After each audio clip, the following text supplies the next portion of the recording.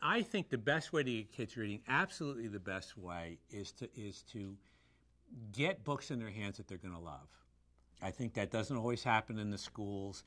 And I also believe that it is the duty of parents and grandparents and teachers and whatever to make sure they get books in the hands of their kids, that the kids go, wow, give me another book. So with Read Kiddo Read, we're toning it down to not a ton of books, but great ones, really good ones that your kids are going to read and go, that was great, give me another book. One of the reasons that I'm doing this is I've just had so many parents come up to me and go, you got my kids reading. And sometimes when they do that, there are tears in their eyes, and you know what an emotional big deal that is.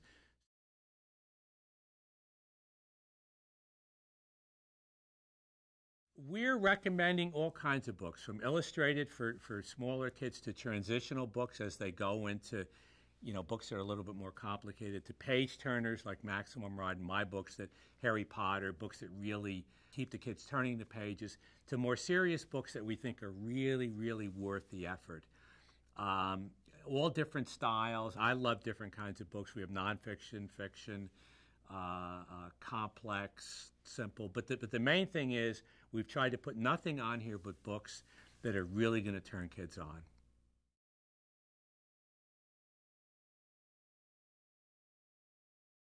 I think teachers, school librarians, parents, grandparents, anybody who is getting books for kids or should be, I think it's almost a crime for people to go into bookstores and even buy my books and not think about buying a book for their kids. And certainly in the holiday seasons, why would you buy 6 video games and not 1 book? One of the things that I did with my Jack, I said, every day you're going to read for 20 minutes, which is really not a lot. Secondly, I'm going to find books you're going to love. This past summer, he's 10, Jack read 11 books. And the 20-minute thing is gone because he'll sit there for an hour and a half if he really likes it. And he loved virtually every one of these books. And I'll say, you got to read your book today. And he'll go, sure.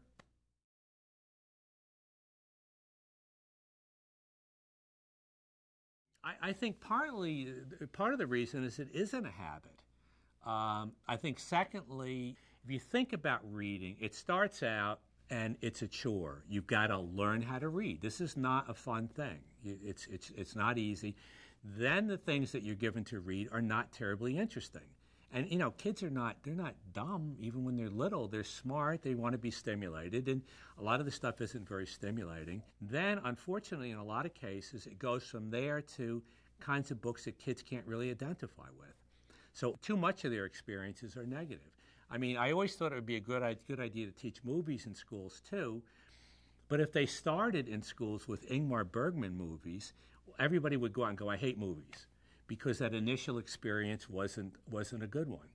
So I just think it's really important to get books in the hands of kids where they go, I love that. That was great. And whether it's Harry Potter or Maximum Ride or Diary of a Wimpy Kid, or just books where they go like, that was cool. I really loved that book.